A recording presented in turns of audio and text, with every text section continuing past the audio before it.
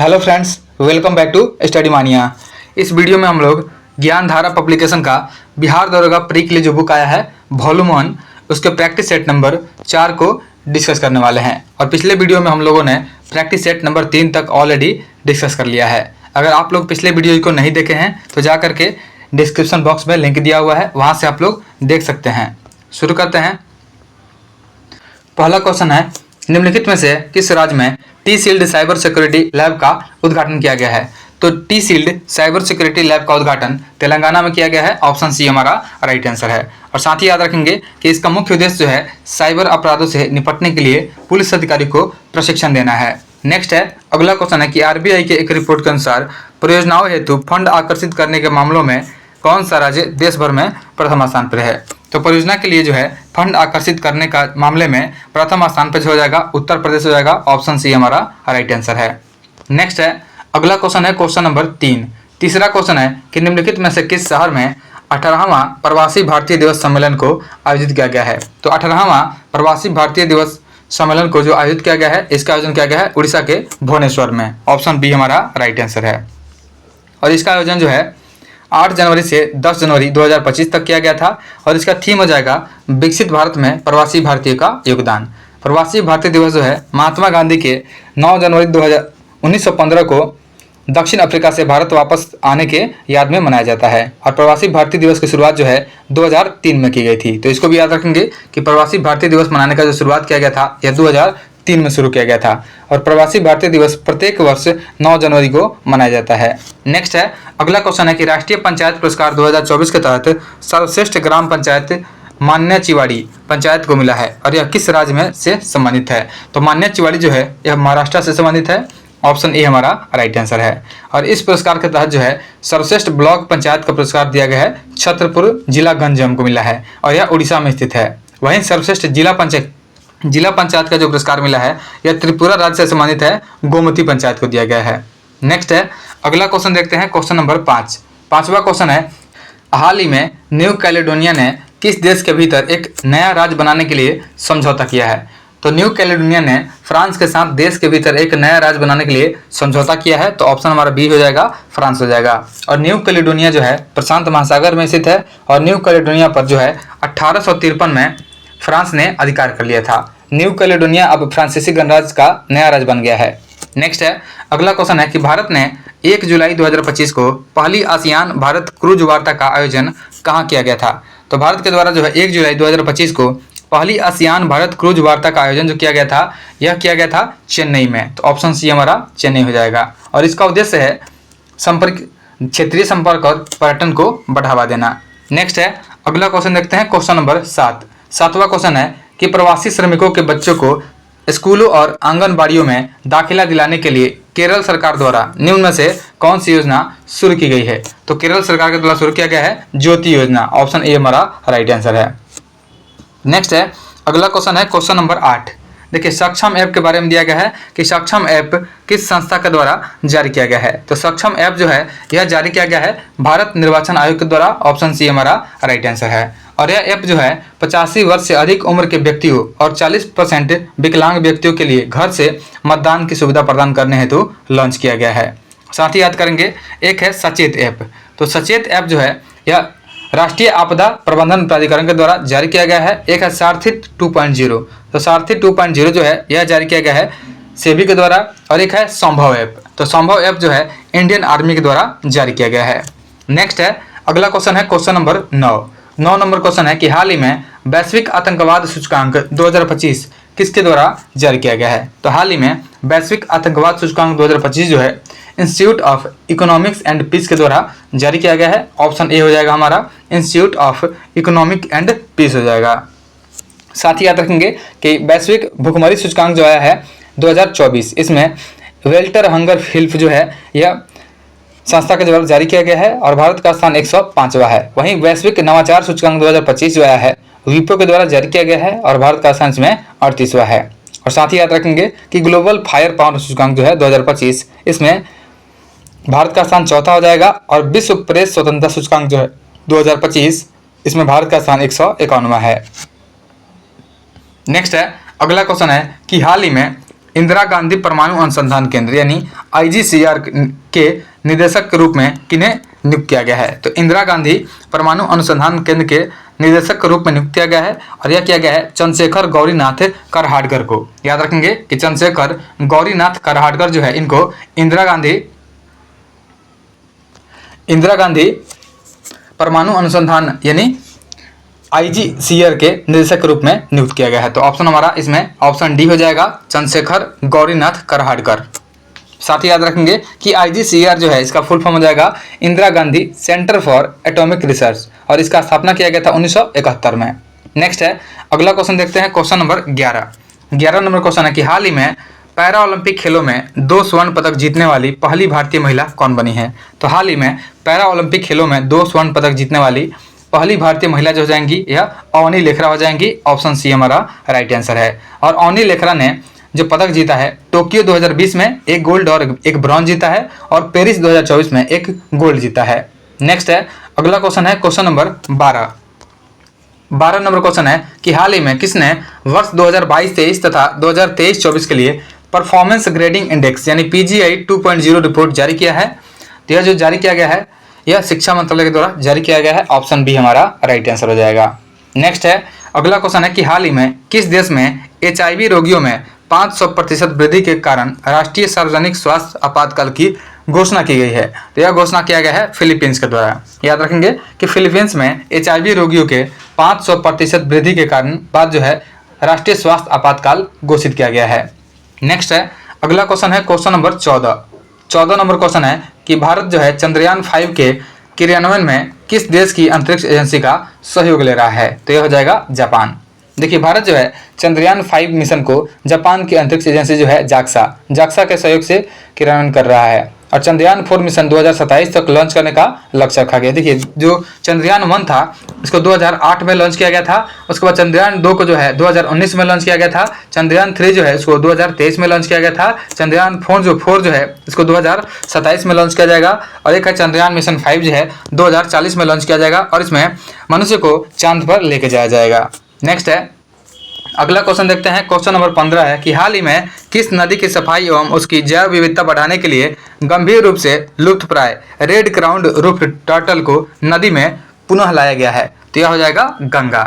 देखिए गंगा नदी की सफाई एवं उसकी जैव विविधता को बढ़ाने के लिए जो है गंभीर रूप से लुप्तप्राय है रेड क्राउन्ड रूफ टर्टल, इसको नदी में दोबारा लाया गया है।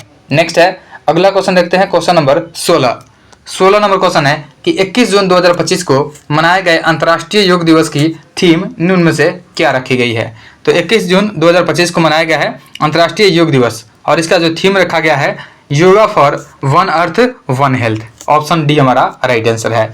और इस वर्ष जो है योग दिवस का आयोजन विशाखापट्टनम आंध्र प्रदेश में किया गया था। वही 2024 के थीम के बारे में पूछा जाए तो 2024 का जो थीम रहा था yoga for self and society रहा था। Yoga for self and society यह 2024 का योग दिवस का थीम रहा था। नेक्स्ट है अगला क्वेश्चन है क्वेश्चन नंबर 17। निम्नलिखित में से किन 2 देशों में वर्ष 2026 का ICC पुरुष T20 विश्व कप का आयोजन किया जाएगा? तो यह आयोजन जो किया जाएगा भारत और श्रीलंका में किया जाएगा।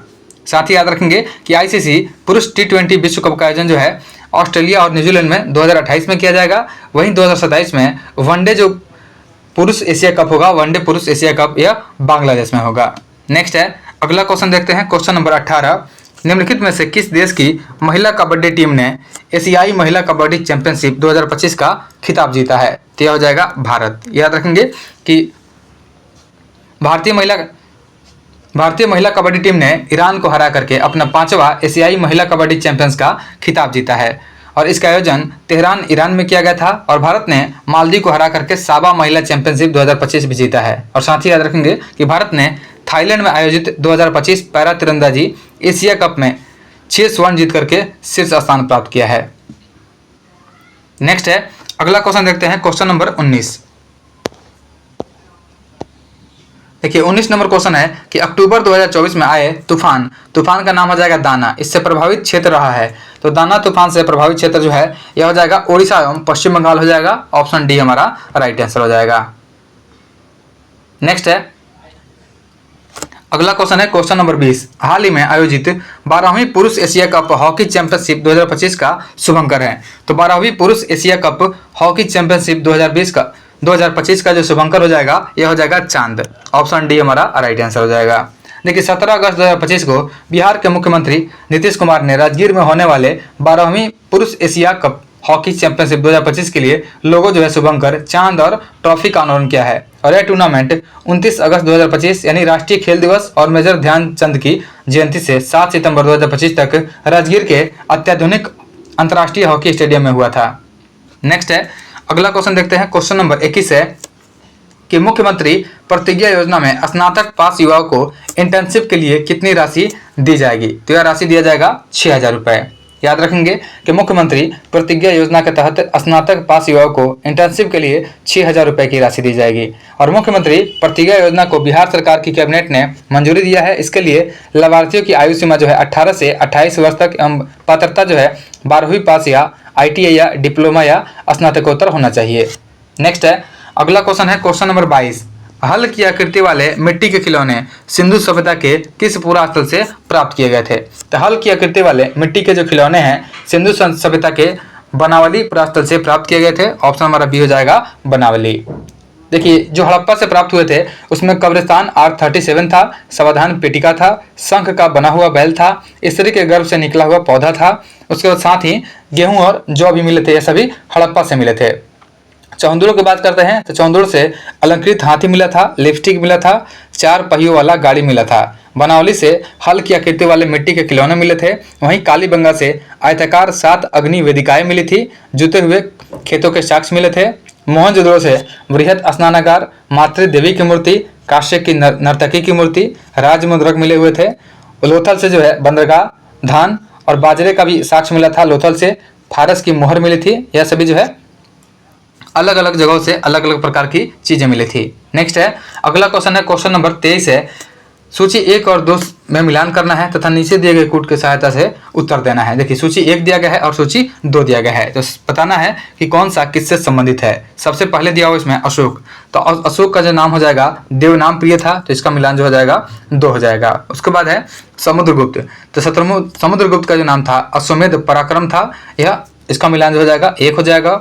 उसके बाद चंद्रगुप्त द्वितीय। चंद्रगुप्त द्वितीय जो है इसको विक्रमादित्य के नाम से जाना गया था। तो इसका मिलान जो है 4 हो जाएगा। और कुमारगुप्त प्रथम जो है इसे महेंद्रादित्य बोलते थे। इसने महेंद्रदूत का उपाधि लिया था।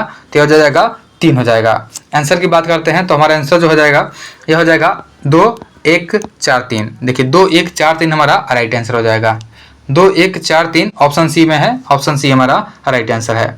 नेक्स्ट है अगला क्वेश्चन देखते हैं क्वेश्चन नंबर 24। देखिए 24 नंबर क्वेश्चन है कि निम्नलिखित में से किस पुर्तगाली वायसराय ने कोचीन की जगह गोवा को राजधानी बनाया था? तो कोचीन की जगह गोवा को राजधानी बनाया गया था नीनो डी कुन्हा के द्वारा। ऑप्शन डी हमारा राइट आंसर हो जाएगा। और उसने यह जो राजधानी बनाया था 1530 ईस्वी में राजधानी बनाया था। देखिए नीनो डी कुन्हा जो है यह 1529 से लेकर के 1538 तक रहा था। और यह अल्बुकर्क के बाद में आया था। 1530 में इसने गोवा को राजधानी बनाया और सैन टोमे तथा हुगली में पुर्तगाली बस्तियां भी बसाई थी। वही द्वीप पर आधिपत्य स्थापित किया था 1535 में। नेक्स्ट है अगला क्वेश्चन है क्वेश्चन नंबर 25 है कि बक्सर के युद्ध के समय दिल्ली का शासक कौन था? तो बक्सर का युद्ध जब हुआ था उस समय दिल्ली का शासक शाह आलम द्वितीय था। ऑप्शन डी हमारा राइट आंसर है। देखिए बक्सर का युद्ध जो हुआ था यह 22 अक्टूबर 1764 को हुआ था। डेट को भी याद रखेंगे कि 22 अक्टूबर 1764 को बक्सर का युद्ध हुआ था। और बक्सर के युद्ध में अंग्रेजों की सेना का सफल नेतृत्व जो है हेक्टर मुंडो और मीर कासिम की सेना का नेतृत्व जो है यह गुरगीन खान के द्वारा किया गया था। नेक्स्ट है अगला क्वेश्चन है क्वेश्चन नंबर 26 नंबर क्वेश्चन है कि द्वितीय अफगान युद्ध जो है 1856 से 60 तक हुआ था। ब्रिटेन तथा फ्रांस द्वारा किसके विरुद्ध लड़ा गया था? तो द्वितीय यहाँ पे अफगान नहीं अफीम युद्ध हुआ है। देखिए तो अफीम दूसरा जो अफीम युद्ध है ब्रिटेन तथा फ्रांस द्वारा यह लड़ा गया था, चीन के विरुद्ध लड़ा गया था। ऑप्शन डी हमारा राइट आंसर हो जाएगा। और इसे ही हम लोग तीर युद्ध के नाम से जानते हैं। दूसरा अफीम युद्ध जो है 1856 में शुरू हुआ था और 1860 तक चला था, जब ब्रिटिश और फ्रांसीसी ने बीजिंग पर कब्जा कर लिया था और चीन को नई अनुचित संधियों पर हस्ताक्षर करने पड़े और क्षतिपूर्ति का भुगतान करने और 11 अतिरिक्त संधि बंदरगाहों को खोलने के लिए मजबूर भी किया गया था। नेक्स्ट है, अगला क्वेश्चन है, क्वेश्चन नंबर 27 है कि पानीपत के तीसरे युद्ध में मराठों को पराजित किया गया था। तो पानीपत के तीसरे युद्ध में मराठों को पराजित किया गया था और यह पराजित किया गया था अफगानों के द्वारा। अफगानों ने किया था। ऑप्शन बी हमारा राइट आंसर हो जाएगा। देखिए पानीपत का जो तीसरा युद्ध हुआ था यह जनवरी 1761 में हुआ था। 1761 में पानीपत का तीसरा युद्ध हुआ था और पानीपत का तीसरा युद्ध जो है अफगान शासक अहमद शाह अब्दाली और मराठों के बीच लड़ा गया था और इसका मुख्य कारण था अफगान अब्दाली ने पंजाब के राजकुमार तैमूर शाह यानी तिमूर शाह को अपना प्रतिनिधि नियुक्त किया था, किंतु मराठों ने उसे हटाकर अपना प्रतिनिधि नियुक्त कर लिया था, जिससे असंतुष्ट अब्दाली ने पुनः आक्रमण कर दिया था। नेक्स्ट है, अगला क्वेश्चन है क्वेश्चन नंबर 28। अगला क्वेश्चन है कि प्रसिद्ध नारा है तुम मुझे खून दो मैं तुम्हें आज़ादी दूंगा, सुभाष चंद्र बोस ने कहाँ दिया था। तो प्रसिद्ध नारा जो है तुम मुझे खून दो मैं तुम्हें आज़ादी दूंगा, यह नारा दिया गया था मलाया में। ऑप्शन डी हमारा राइट आंसर हो जाएगा। देखिए 1 सितंबर 1942 को जो है पहली डिवीजन का गठन किया गया था यह आज़ाद हिंद फौज का और 21 जुलाई 1943 को सुभाष चंद्र बोस कमांडर नियुक्त हुए थे। वही 21 अक्टूबर 1943 में सिंगापुर में स्वतंत्र भारत की अस्थायी सरकार का गठन किया गया था और अस्थायी सरकार का मुख्यालय रंगून में बनाया गया और जापान तथा जर्मनी सहित 9 देशों द्वारा अस्थायी सरकार को मान्यता भी दिया गया था। नेक्स्ट है, अगला क्वेश्चन देखते हैं क्वेश्चन नंबर 29। देखिए 29 नंबर क्वेश्चन है कि किस घटना ने अमेरिका को द्वितीय विश्व युद्ध में शामिल कर दिया था। तो यह हो जाएगा पर्ल हार्बर पर जापानी सैनिकों का हमला। ऑप्शन सी हमारा राइट आंसर है। देखिए 7 दिसंबर 1941 को, डेट भी याद रखेंगे कि 7 दिसंबर 1941 को जो है जापान ने पर्ल हार्बर नौसैनिक अड्डों पर आक्रमण कर दिया था और पर्ल हार्बर हिंद महासागर में स्थित हवाई द्वीप पर स्थित है। जापान प्रथम बार मानव बम का प्रयोग जो है पर्ल हार्बर को ध्वस्त करने में किया और यूएसए का द्वितीय विश्व युद्ध में प्रवेश जो है 8 दिसंबर 1941 को हो गया था। नेक्स्ट है, अगला क्वेश्चन है कि प्रथम विश्व युद्ध कब शुरू हुआ था। तो पहला जो विश्व युद्ध हुआ था यह 1914 में शुरू हुआ था। 28 जून 1914 को ऑस्ट्रिया के राजकुमार फर्डिनेंड और उनकी जो पत्नी थी सोफिया की हत्या जो है सेराजेवो में कर दिया गया था और यह सेराजेवो हत्याकांड जो है प्रथम विश्व युद्ध का तत्कालिक कारण बना था।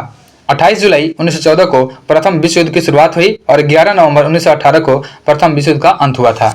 और पेरिस के प्रथम विश्व युद्ध के बाद जो है पेरिस में प्रथम विश्व युद्ध के बाद पेरिस शांति सम्मेलन का आयोजन भी किया गया था और इस शांति सम्मेलन में वुडरो विल्सन, लॉयड जॉर्ज और जॉर्ज क्लेमेंसो की मुख्य भूमिका रही थी। नेक्स्ट है, अगला क्वेश्चन है क्वेश्चन नंबर 31। 31 नंबर क्वेश्चन है कि लेनिन का उत्तराधिकारी कौन था। तो लेनिन का उत्तराधिकारी जो है स्टालिन हुआ था। ऑप्शन सी हमारा राइट आंसर है। देखिए 1917 में बोल्शेविक की क्रांति के बाद पूर्व सोवियत रूस में लेनिन के नेतृत्व में सरकार बनाई गई और लेनिन की मृत्यु हुआ था 1924 में। जब 1924 में लेनिन का मृत्यु हो गया तो लेनिन को पूर्व सोवियत रूस को रूस का गांधी कहा गया था और जोसेफ स्टालिन जो है 1924 से 53 तक जो है पूर्व सोवियत संघ का राष्ट्रपिता रहा था। नेक्स्ट है, अगला क्वेश्चन है कि उष्मागतिकी का द्वितीय नियम निम्न में से किसने दिया था। तो उष्मागतिकी का जो दूसरा नियम दिया गया था यह लॉर्ड केल्विन के द्वारा दिया गया था। ऑप्शन डी हमारा राइट आंसर है। देखिए निल्स बोर के द्वारा हाइड्रोजन का परमाणु मॉडल दिया गया था। वही बात करते हैं मैक्स प्लैंक की। तो मैक्स प्लैंक ने विकिरण का क्वांटम सिद्धांत दिया था। डे ब्रोगली ने पदार्थ कणों की तरंग की प्रकृति दिया था। और एक है एस जे बोस जो है अंतरिक्ष किरण शावर के बारे में बताया था।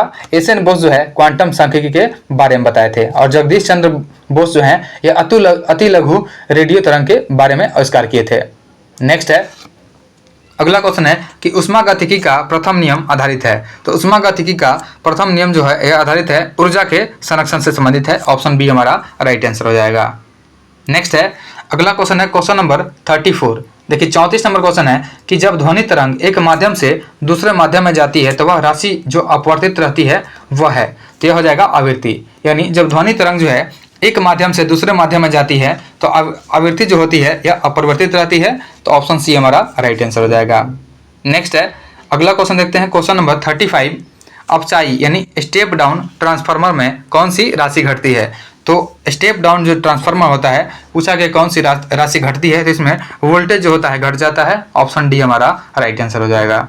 नेक्स्ट है, चुंबक की ध्रुव प्रबलता का मात्रक क्या है। तो चुंबक की ध्रुव प्रबलता का मात्रक एम हो जाएगा यानी एम्पियर मीटर हो जाएगा। चुंबकीय क्षेत्र का जो एसआई मात्रक होता है यह वेबर मीटर स्क्वायर होता है या टेस्ला होता है और चुंबकीय आघूर्ण का एसआई मात्रक जो होता है यह एम माइनस पावर 2 होता है, यानी एम्पियर मीटर स्क्वायर होता है। और चुंबकीय फ्लक्स का जो एसआई मात्रक होता है वह वेबर होता है। लेकिन यहाँ पे चुंबकीय ध्रुव प्रबलता के बारे में पूछा गया है, जो कि एम्पियर मीटर होता है। ऑप्शन सी हमारा राइट आंसर है। नेक्स्ट है, अगला क्वेश्चन है क्वेश्चन नंबर 37। देखिए 37 नंबर क्वेश्चन है कि निम्नलिखित में से कौन सी अदिश राशि है। तो अदिश राशि के बारे में बताना है, तो दाब जो हो जाएगा यह अदिश राशि है। ऑप्शन ए हमारा राइट आंसर है। देखिए वे राशियां जिनको व्यक्त करने के लिए दिशा एवं परिमाण दोनों की आवश्यकता होती है सदिश राशि कहलाती है, जैसे बल, वेग, विस्थापन, त्वरण और समवेग। नेक्स्ट है, अगला है गॉड पार्टिकल है। पूछा गया है कि गॉड पार्टिकल है, तो गॉड पार्टिकल जो होता है यह हिग्स बोसॉन को बोलते हैं। ऑप्शन डी हमारा राइट आंसर हो जाएगा।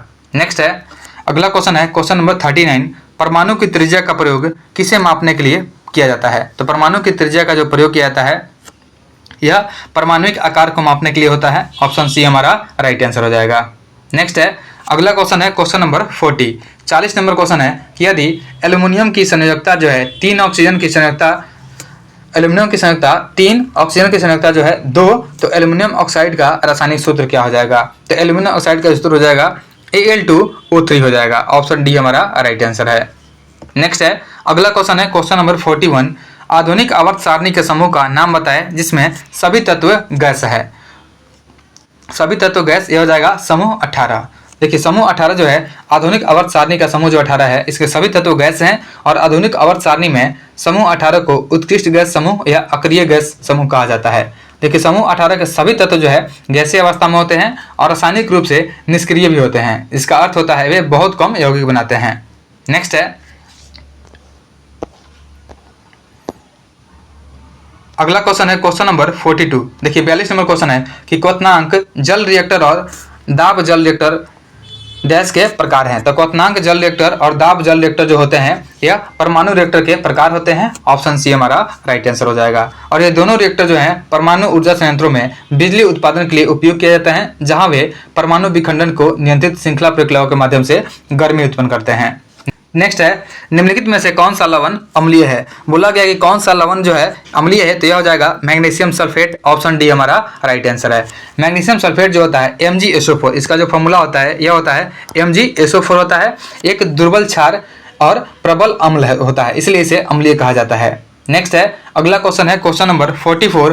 ब्लीचिंग पाउडर की प्रकृति क्या है। तो ब्लीचिंग पाउडर जो होता है यह ऑक्सीकरण अभिकर्मक होता है। ऑप्शन ए हमारा राइट आंसर है। ब्लीचिंग पाउडर जो है एक मजबूत ऑक्सीकरण एजेंट है, जिसका अर्थ होता है कि आसानी से अन्य पदार्थों के साथ प्रतिक्रिया करके उन्हें ऑक्सीकरण कर सकता है। और ब्लीचिंग पाउडर जो होता है क्षारीय प्रकृति का होता है और इसका pH मान जो होता है 7 से अधिक होता है।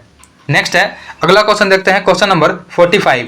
देखिए 45 नंबर क्वेश्चन है कि निम्नलिखित में से कौन सा त्रिपरमाणुक अणु का एक उदाहरण है। तो त्रिपरमाणुक अणु का एक उदाहरण हो जाएगा, यह हो जाएगा ओजोन। ऑप्शन हमारा ए जो हो जाएगा राइट आंसर हो जाएगा। और इसका फॉर्मूला जो होता है यह O3 होता है।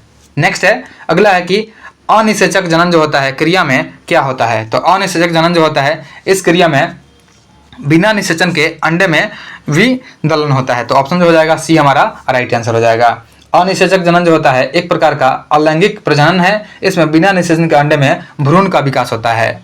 नेक्स्ट है, अगला क्वेश्चन है क्वेश्चन नंबर 47 नंबर क्वेश्चन है। इसमें अभिकथन दिया गया है, ए और आर दिया गया है। पहला स्टेटमेंट दिया गया इसमें कि ओ रक्त वाले व्यक्ति को यूनिवर्सल प्राप्तकर्ता माना जाता है। देखिए ये जो है गलत दिया गया है। उसके बाद दूसरा स्टेटमेंट दिया गया है कि ओ प्रकार के रक्त में कोई एंटीजन नहीं होता है। ओ प्रकार के रक्त में एंटीजन पाया जाता है। देखिए यह जो है आर सही दिया गया है, यानी ए जो गलत है और आर सही है। ऑप्शन बी हमारा राइट आंसर हो जाएगा। ओ रक्त समूह वाले व्यक्ति जो होते हैं इनको यूनिवर्सल प्राप्तकर्ता नहीं बल्कि सार्वभौमिक दाता यानी यूनिवर्सल डोनर कहा जाता है। नेक्स्ट है, अगला क्वेश्चन देखते हैं क्वेश्चन नंबर 48 नंबर क्वेश्चन है कि ऑक्सी श्वसन संपन्न होता है। देखिए ऑक्सी श्वसन जो होता है यह माइटोकॉन्ड्रिया में संपन्न होता है। ऑप्शन बी हमारा राइट आंसर है। हालांकि इसका पहला चरण जो है ग्लाइकोलाइसिस होता है, कोशिका द्रव्य यानी साइटोप्लाज्म में होता है, जिसके बाद पाइरुवेट माइटोकॉन्ड्रिया में प्रवेश करता है, जहां क्रेब्स चक्र और इलेक्ट्रॉन परिवहन श्रृंखला आगे जैसे आगे प्रक्रियाएं होती हैं। नेक्स्ट है, अगला क्वेश्चन है क्वेश्चन नंबर 49। मनुष्य में निश्वसित यानी उच्छ्वसित अथवा श्वासोच्छ्वास वायु में ऑक्सीजन होती है। देखिए तो मनुष्य में निश्वसित पूछा गया है या श्वासोच्छ्वास वायु में ऑक्सीजन परसेंटेज पूछा गया है, कितना परसेंट होता है। तो यह जो होता है लगभग 17% होता है। ऑप्शन डी हमारा राइट आंसर हो जाएगा। नेक्स्ट है, अगला क्वेश्चन है, क्वेश्चन नंबर 50 है कि मानव शरीर में मूत्र बहाव के रास्ते में आने वाले अंगों का सही अनुक्रम निम्नलिखित में से कौन सा है। तो अनुक्रम जो हो जाएगा, सबसे पहले वृक्क हो जाएगा, किडनी हो जाएगा, फिर मूत्रवाहिनी हो जाएगा, फिर मूत्राशय हो जाएगा और फिर मूत्र मार्ग हो जाएगा। ऑप्शन डी हमारा राइट आंसर हो जाएगा। नेक्स्ट है, अगला क्वेश्चन देखते हैं, क्वेश्चन नंबर 51। देखिए 51 नंबर क्वेश्चन है कि निम्न में से कौन सा एक उभयलिंगी फूलों के बारे में सही है। तो उभयलिंगी फूलों के बारे में सही बताना है। तो उभयलिंगी जो फूल होते हैं उनमें पुंकेसर तथा अंडक दोनों मौजूद होते हैं। ऑप्शन डी हमारा राइट आंसर हो जाएगा। नेक्स्ट है, अगला क्वेश्चन देखते हैं, क्वेश्चन नंबर 52। 52 नंबर क्वेश्चन है, इसमें सूची 1 और 2 का मिलान करना है। पहले सूची 1 में दिया गया है और सूची 2 में, देखिए दोनों तरफ अलग अलग दिए गए हैं। पर रहित कीड़ा दिया गया है, उसके बाद उड़ान रहित पक्षी दिया गया है। पर रहित कीड़ा, देखिए पर रहित जो कीड़ा होता है यह सिल्वर फिश होता है, इसको हम लोग पर रहित कीड़ा बोलते हैं। उसके बाद उड़ान रहित पक्षी, उड़ान रहित पक्षी जो होता है यह कीवी होता है। अंग रहित रेंगने वाला, तो अंग रहित रेंगने वाला जो होता है यह सांप होता है, इसके पैर नहीं होते हैं। और अंग रहित पशु यानी बिना लिम्ब के जो पशु होते हैं यह क्या हो जाएगा, मछली हो जाएगा। तो हमारा मिलान हो जाएगा 2 1 4 3 हो जाएगा। ऑप्शन बी हमारा राइट आंसर है। नेक्स्ट है, अगला है क्वेश्चन नंबर 53। 53 नंबर जो क्वेश्चन है दिया गया है, हरलिंगम खेल मैदान में कौन सा खेल खेला जाता है। देखिए हरलिंगम खेल मैदान जो है इसमें खेला जाता है पोलो। ऑप्शन हमारा डी जो हो जाएगा राइट आंसर है। और हरलिंगम खेल मैदान जो है यह इंग्लैंड में स्थित है। नेक्स्ट है, अगला क्वेश्चन है, क्वेश्चन नंबर 54। केंद्रीय रिजर्व पुलिस बल जो है सीआरपीएफ, तो सीआरपीएफ का स्थापना कब हुआ था। देखिए सीआरपीएफ का जो स्थापना है यह किया गया था 1939 में। ऑप्शन बी हमारा राइट आंसर है। यानी 27 जुलाई 1939 को इसमें क्राउन रिप्रेजेंटेटिव पुलिस के रूप में इसको स्थापना किया गया था और इसका मुख्यालय नई दिल्ली में है। 28 दिसंबर 1949 के बाद से सीआरपीएफ कहा जाने लगा था और यह देश का एकमात्र केंद्रीय सशस्त्र पुलिस बल है जिसमें 3 महिला बटालियन है। नेक्स्ट है, अगला है क्वेश्चन नंबर 55। पीटीआई समाचार एजेंसी किस देश का है। देखिए पीटीआई समाचार एजेंसी जो है यह भारत का हो जाएगा। तो ऑप्शन सी हमारा राइट आंसर है। इसी को हम लोग बोलते हैं press trust of India. Bharat की सबसे बड़ी समाचार एजेंसी है जिसका स्थापना जो किया गया था यह किया गया था 27 अगस्त को किया गया था। 1947 में इसका स्थापना किया गया था और इसने अपना काम आरंभ किया था 1 फरवरी 1949 को किया था। नेक्स्ट है, अगला क्वेश्चन है क्वेश्चन नंबर 56। देखिए 56 नंबर क्वेश्चन है, this is a depressive time to be living here, the word depressive belongs to which category. तो यह हो जाएगा एडजेक्टिव में बिलोंग करता है, यानी डिप्रेसिव जो है यह एडजेक्टिव है। ऑप्शन सी हमारा राइट आंसर है। नेक्स्ट है, change it into active voice, इसे एक्टिव वॉइस में चेंज करना है। दिया गया है by whom was the chair stolen, किसके द्वारा जो है चेयर चुराया गया था। तो हु स्टोल द चेयर हो जाएगा, यहाँ पे who stole the chair. Option C हमारा राइट आंसर है। देखिए बाय हुम जो है, बाय हुम तो बाय हुम रहेगा, लेकिन जो वाज ऑक्सिलरी वर्ब लगता है बाय हुम, उसके बाद द चेयर जो होता है ऑब्जेक्ट होता है और स्टोलन जो हो जाएगा भीतरी हो जाएगा। तो एक्टिव वॉइस में जब चेंज करेंगे तो बाय हुम को हम लोग क्या करेंगे, इसको हु में चेंज कर देंगे।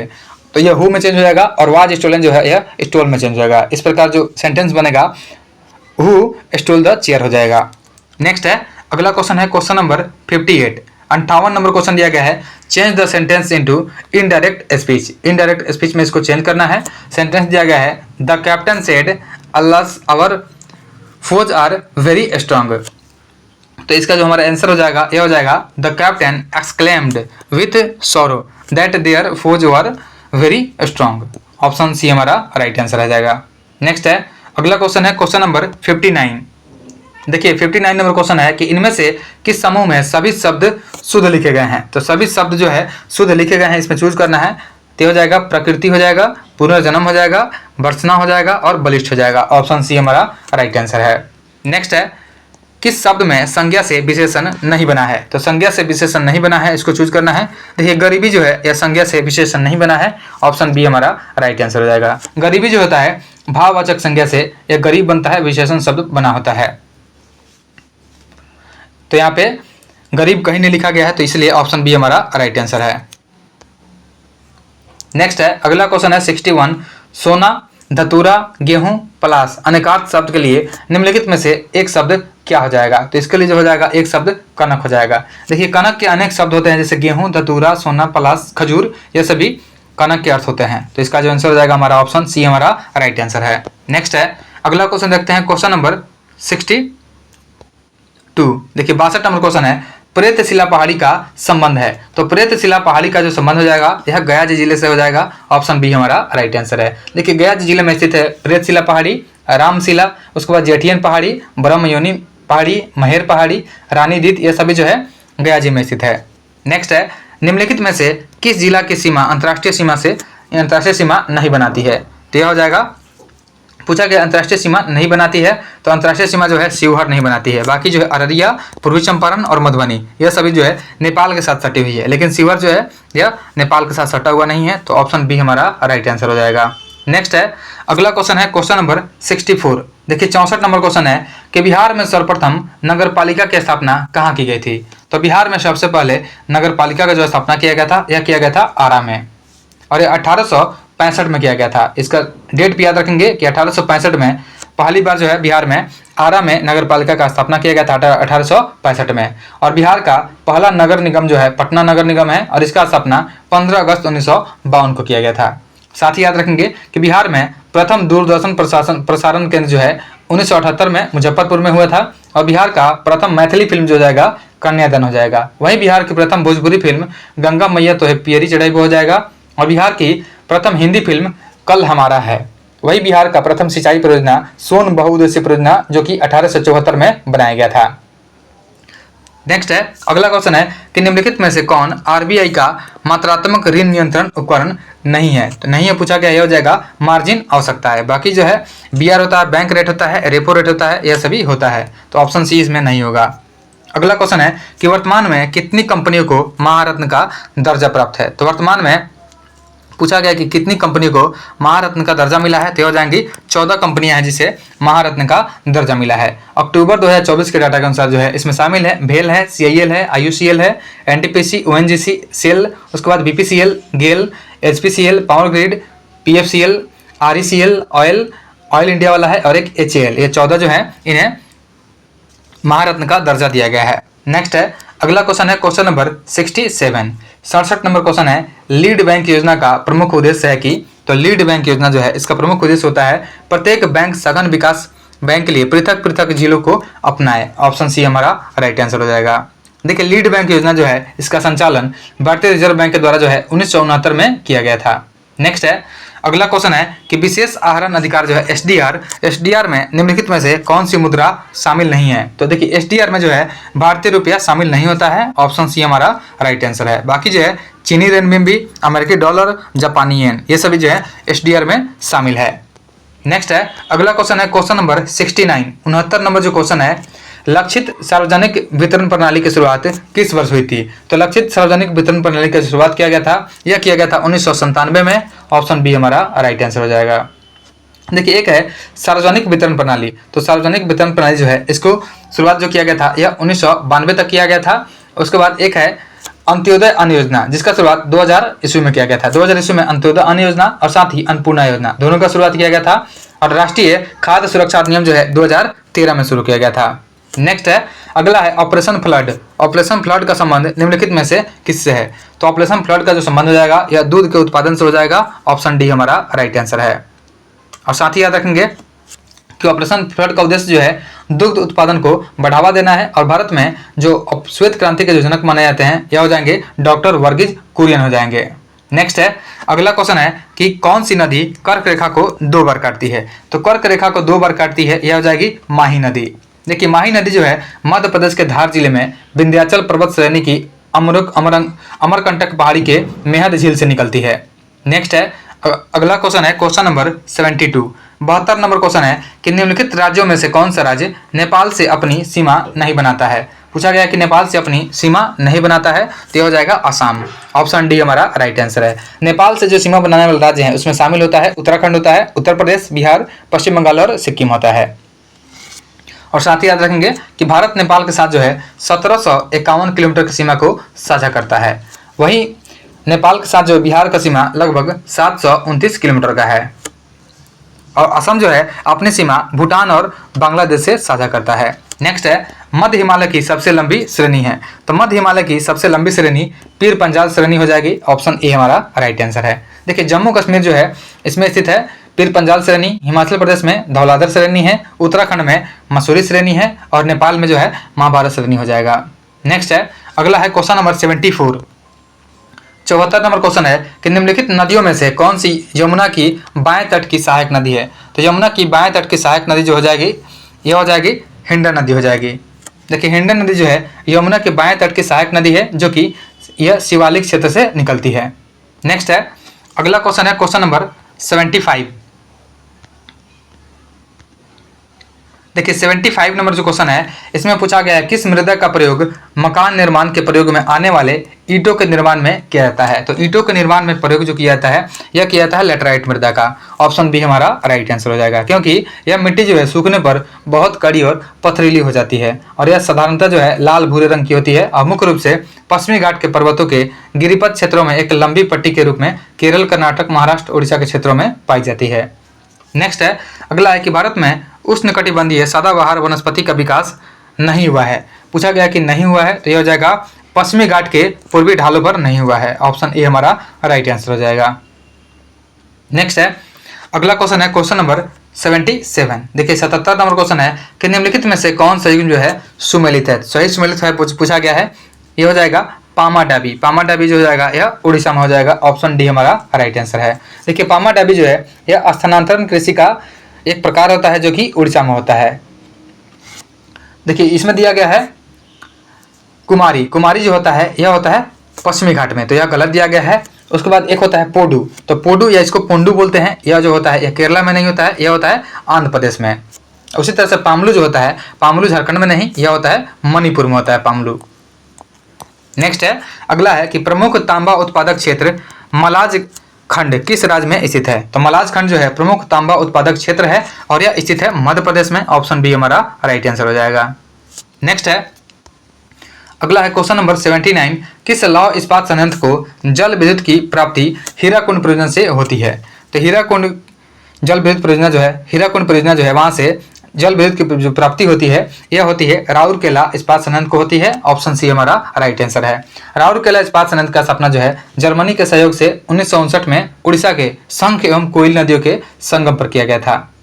नेक्स्ट है, अगला है क्वेश्चन नंबर 80 कि कौन सी भूकंपीय तरंगे केवल ठोस भाग में ही गमन कर सकती है। तो केवल ठोस भाग में गमन करती है यह एस तरंग होती है। आप लोग ऐसे भी याद कर सकते हैं, एस से मतलब सॉलिड हो जाएगा जो कि ठोस से गमन करती है। और इस तरंग जो होती है प्राथमिक तरंगों के बाद आती है, इसे हम लोग एस से सेकेंडरी तरंग भी होता है, तो इसे हम लोग सेकेंडरी तरंग भी बोलते हैं। नेक्स्ट है, अगला क्वेश्चन है क्वेश्चन नंबर 81। 81 नंबर क्वेश्चन है कि पृथ्वी की सतह का वह भाग जिस पर भूकंपीय तरंगों को सर्वप्रथम रिकॉर्ड किया जाता है उसे क्या कहते हैं। तो भूकंपीय तरंगों को जो सबसे पहले रिकॉर्ड किया जाता है इसे हम लोग बोलते हैं अधिकेंद्र। ऑप्शन बी हमारा राइट आंसर है। नेक्स्ट है, अगला है क्वेश्चन नंबर 82 है कि निम्नलिखित स्थलाकृतियों में से किसे अंडे की टोकरी की स्थलाकृति भी कहा जाता है। तो अंडे की टोकरी की जो स्थलाकृति है यह होता है हिमोड टीला होता है। ऑप्शन हमारा ए जो हो जाएगा राइट आंसर हो जाएगा। इसी को हम लोग बोलते हैं ड्रमलिन। नेक्स्ट है, अगला क्वेश्चन है क्वेश्चन नंबर 83।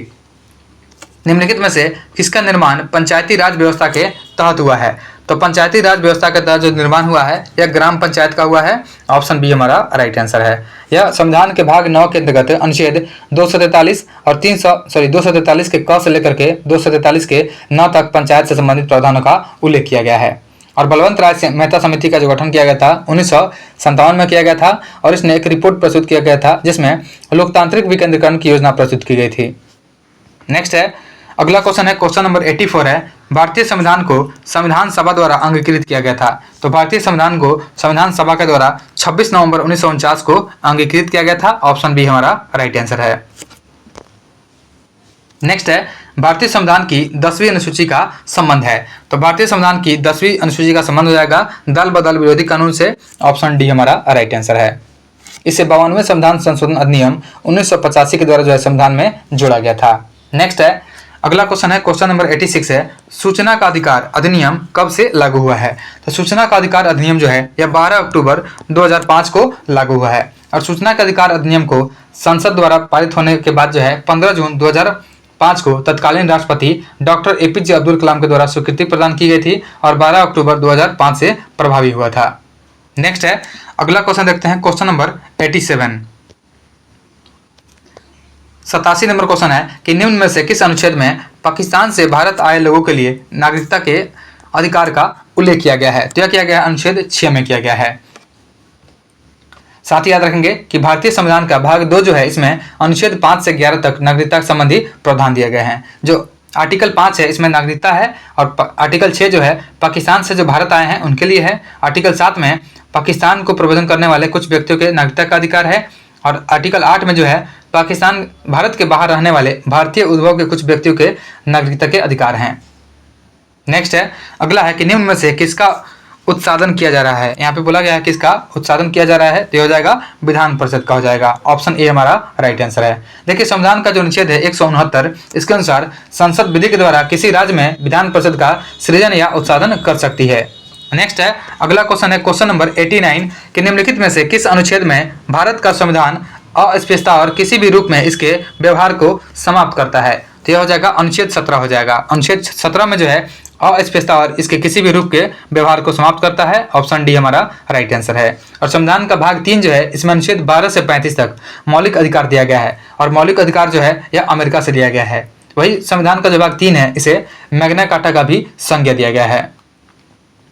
नेक्स्ट है, अगला क्वेश्चन है क्वेश्चन नंबर 90। भारतीय संविधान के 8वीं अनुसूची में कौन सी भाषा वर्ष 2003 में जोड़ी गई है। तो 2003 में जो जोड़ी गई है यह मैथिली, डोगरी, बोडो और संथाली जोड़ी गई है। तो यहाँ पे जो है संथाली दिया गया है। ऑप्शन डी हमारा राइट आंसर हो जाएगा। नेक्स्ट है, अगला क्वेश्चन देखते हैं क्वेश्चन नंबर 91। देखिए 91 नंबर जो क्वेश्चन है, इसमें मैथ्स दिए गए हैं, तो इसका जो आंसर हो जाएगा 345.39 हो जाएगा। उसके बाद नेक्स्ट देखते हैं 92 नंबर जो क्वेश्चन है, यह एपीजीपी का क्वेश्चन दिया गया है, इसका जो आंसर हो जाएगा 71 हो जाएगा। उसके बाद नेक्स्ट है क्वेश्चन नंबर 93, यह जो है रीजनिंग दिया गया है, इसका जो आंसर हो जाएगा ऑप्शन डी हो जाएगा। उसके बाद 94 जो है, 94 का जो आंसर हो जाएगा यह ऑप्शन बी हो जाएगा, गुलाब हो जाएगा। नेक्स्ट है, अगला है क्वेश्चन नंबर 95 का जो आंसर हो जाएगा ऑप्शन ए हो जाएगा, KSU हो जाएगा। नेक्स्ट है 96 का जो आंसर है यह बी हो जाएगा, 800 हो जाएगा। उसके बाद अगला क्वेश्चन है क्वेश्चन नंबर 97 जो है मैथ्स दिया हुआ है, इसका जो आंसर हो जाएगा 45,000 हो जाएगा।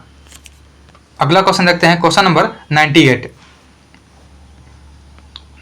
देखिए 98 नंबर जो क्वेश्चन है, इसमें भी मैथ्स दिया गया है, तो 98 का जो आंसर हो जाएगा यह ऑप्शन ए हो जाएगा, 29 हो जाएगा। नेक्स्ट है, अगला क्वेश्चन है क्वेश्चन नंबर 99 का जो आंसर हो जाएगा यह हो जाएगा ऑप्शन बी हो जाएगा, 2000 रुपये हो जाएंगे। उसके बाद लास्ट क्वेश्चन है क्वेश्चन नंबर 100, तो 100 नंबर जो क्वेश्चन हो जाएगा इसका ऑप्शन डी हो जाएगा, 1 किलोमीटर प्रति घंटा हो जाएगा।